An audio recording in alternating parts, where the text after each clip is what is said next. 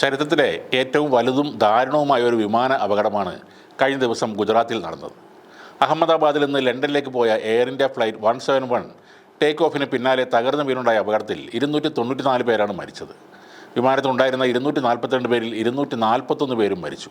ഈ വിമാനം തകർന്നു വീണ BJ ആശുപത്രിയിലെ ഹോസ്റ്റലിൽ ഉള്ളവരും പ്രദേശവാസികളും എല്ലാം ഈ അപകടത്തിന് ഇരയായിരുന്നു. അപകടത്തിൽ ജീവൻ നഷ്ടപ്പെട്ടവരുടെ കുടുംബങ്ങൾക്ക് എയർ ഇന്ത്യ നേരത്തെ തന്നെ 1 കോടി രൂപ വീതം അടിയന്തര നഷ്ടപരിഹാരം പ്രഖ്യാപിച്ചിരുന്നു. എന്നിരുന്നാലും വിമാനാപകടം ഇൻഷുറൻസ് ക്ലെയിമുകൾക്കും കാരണമാകും.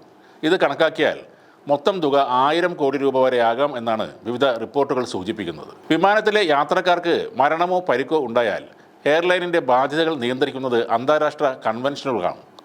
അതിൽ ഇന്ത്യ ഒപ്പുവെച്ചിട്ടുണ്ടെന്ന് വിദഗ്ധർ പറയുന്നു. ഈ കൺവെൻഷൻ പ്രകാരം മരണമോ ശാരീരിക പരിക്കോ ഉണ്ടായാൽ ഒരു യാത്രക്കാരന് കനത്ത തുക തന്നെ നൽകേണ്ടി വരും. എയർലൈൻ അശ്രദ്ധ കാണിച്ചുവെന്ന് തെളിഞ്ഞാൽ അതിലും വലിയ രീതിയിൽ നഷ്ടപരിഹാരം നൽകേണ്ടി വരും. എയർലൈൻ ഇടക്കാല നഷ്ടപരിഹാരം പ്രഖ്യാപിച്ചേക്കാമെങ്കിലും യാത്രക്കാർക്കുള്ള അന്തിമമായ നഷ്ടപരിഹാരം 1999 മോൺട്രിയൽ കൺവെൻഷൻ പ്രകാരമായിരിക്കും നിശ്ചയിക്കുക.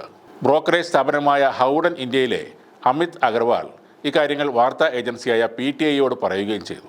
അപകടത്തിൽപ്പെട്ട വിമാനത്തിലുണ്ടായിരുന്ന 242 പേരിൽ 169 പേർ ഇന്ത്യക്കാരാണ്. 53 ബ്രിട്ടീഷ് പൗരന്മാരും 1 കനേഡിയൻ പൗരനും 7 പോർച്ചുഗീസ് പൗരന്മാരും ആ വിമാനത്തിലുണ്ടായിരുന്നു.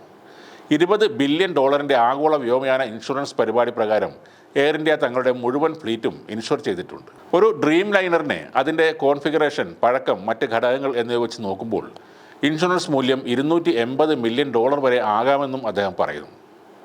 മരണപ്പെട്ട യാത്രക്കാരുടെ പ്രായം, വിദ്യാഭ്യാസ നിലവാരം, തൊഴിൽ, അവസാനമായി വാങ്ങിയ ശമ്പളം, വൈവാഹിക നില, പൊതുവായ സാമ്പത്തിക സ്ഥിതി, ആശ്രിതരുടെ എണ്ണം, ആശ്രിതത്വത്തിൻ്റെ വ്യാപ്തി തുടങ്ങിയ ഘടകങ്ങൾ സാധാരണയായി നാശനഷ്ടം വിലയിരുത്താൻ പരിഗണിക്കപ്പെടുന്നു.